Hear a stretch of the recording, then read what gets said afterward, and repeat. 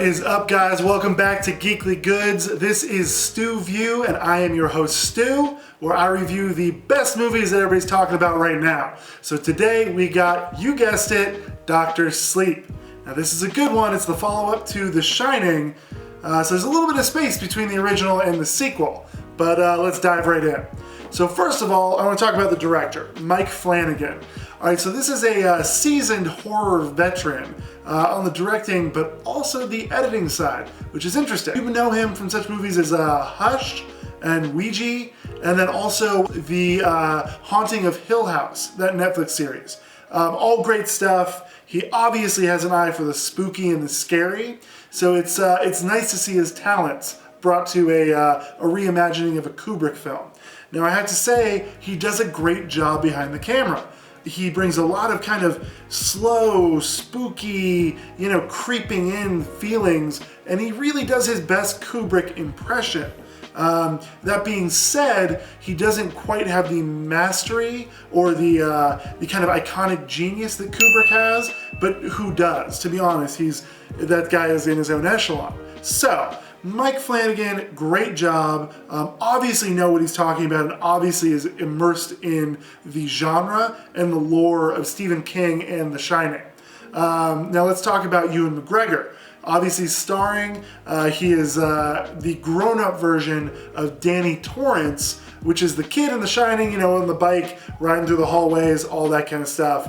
And I gotta say, Ewan McGregor, it's a little bit of a soft acting role by him. I would have liked to see a little bit more, but by no means is it bad. Like, he does a really solid job as well. So you've got this kind of homage to the Stephen King and The Shining and Kubrick that Mike Flanagan really brings out nicely.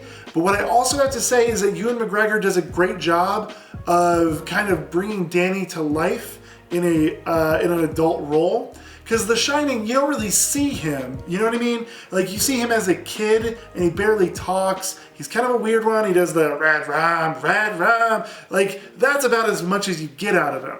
But Ewan McGregor takes that and actually extrapolates it to a whole adult situation, which is cool. I also have to say, there's a lot of shades of Jack Nicholson, which is weird.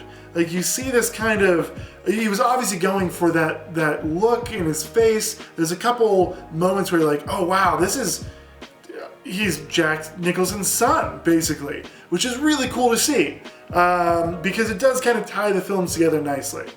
Now, for the villain, Rebecca Ferguson, she's kind of leading a group of people that are hunting down people with The Shining, we'll say. And again, it's a top-notch performance. She's really, really great. Very spooky in that kind of charming, I have candy in my van way. You don't want to hang out with her really, but it's also hard to resist her. She's got this cool little group of hunters, I'll say. I don't want to give anything away here because this really is a movie that should not be spoiled. But she does a nice job of kind of corralling this ensemble of almost like carnival freaks and all that. And it's very interesting to see them interact in the modern world. And I can't say too much, but it's a lot of fun. But, okay, so obviously you've got two great leads, you've got a good director. That's a pretty good start. Now, what I have to say for the story overall. Now, this is where it gets a little bit funky, right? So obviously it's based off a Stephen King book, so you're gonna get a pretty solid A to B story, and that does exist. There's an obvious beginning, middle, and end, and while it's never really sure where it's going, you're never lost.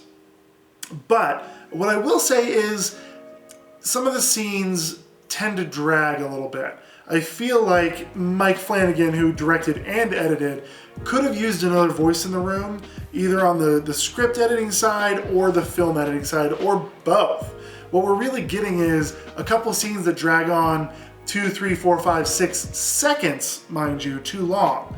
But over a movie that's 2 hours plus, that starts to add up. So if you could bring it down 5-10 minutes overall, it would have been a great tight movie, and the story would have flowed a little bit better. What I do want to say though is the story does a great job of balancing the lore of The Shining while also creating a new world that we can live in. It's not derivative, I guess is the best way to say it. It is a sequel, but it doesn't live in the shadow of the first movie. A couple of people that I went to this movie with, they hadn't actually seen The Shining, and they never felt lost at any time. So it's a good tip that if you're feeling a little wary of like, oh, I don't know, I didn't see The Shining, or I haven't seen it in so long, but I really want to see this movie, you're good to go. It's actually pretty solid. They catch you up on all the important stuff.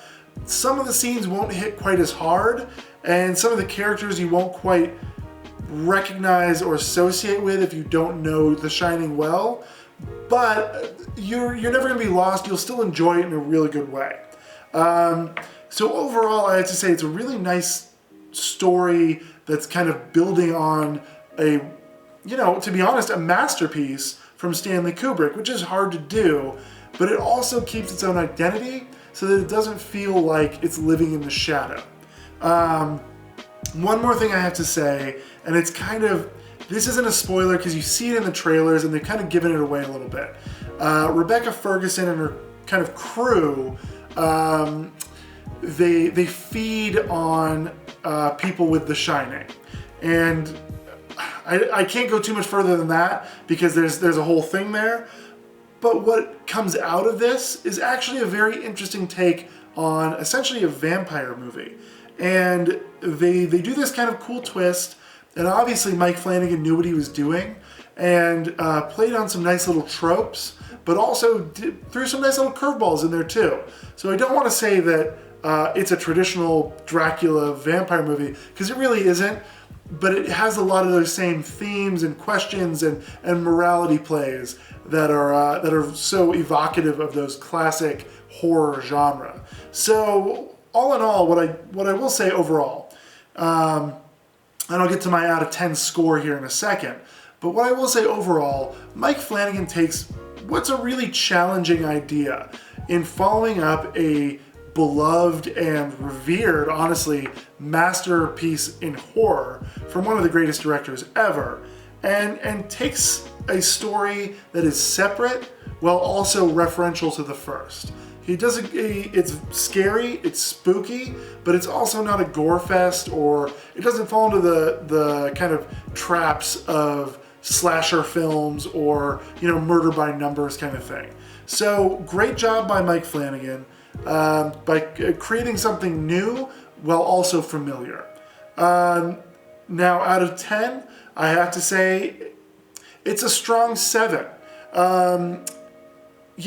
Like I said, some scenes kind of drag a little bit too long. 5 to 10 minutes probably could have been cut out of the movie. At no point are you ever tired of it or annoyed. There's a couple... there are a couple little corny moments that might be homages to the book that I don't know about, but I could have done without them.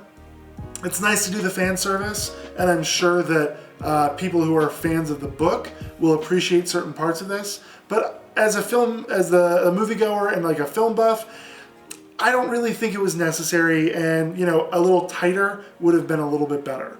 That would have pushed it to a strong 8 in my opinion.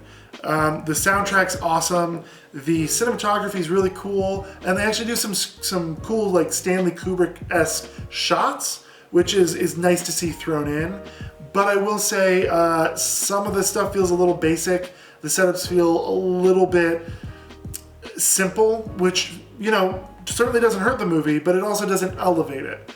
My only and this is my big question with this movie, where was this 2 weeks ago before Halloween? This is a perfect Halloween movie. It's spooky, it's scary, there's ghosts, there's other things. I just don't understand why it's coming out 2 weekends after Halloween, and I worry about, on the box office side, I worry this isn't going to hit as hard as it would have coming out a couple weeks ago. There wasn't a lot of competition. I mean, maybe Terminator, but even if you went the week before, I don't know. It's a little bit of a questionable thing by Warner Brothers, and I don't know if they got scared or they had competing movies there that they were worried about running into each other. That being said, It's a really great movie.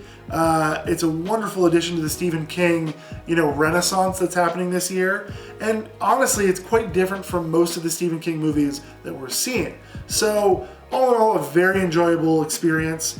If you're going to the theater, I'd say go for it.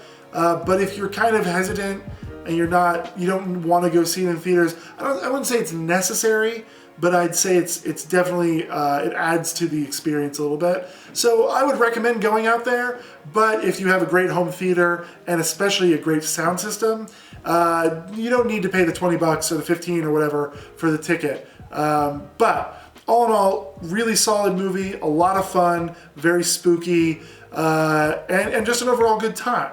But I want to know what you guys think, so drop me a line in the comments below. Hit us up with a like, a subscribe, or a like and a subscribe. I never know which side it is. And yeah, once again, this has been your StuView from Geekly Goods. See you guys next time. Be sure to like, subscribe, and follow Geekly Goods on all social media platforms, and grab something from our store. We take $1 of every purchase and donate it to arts education to keep arts in the classrooms. We'll see you next time.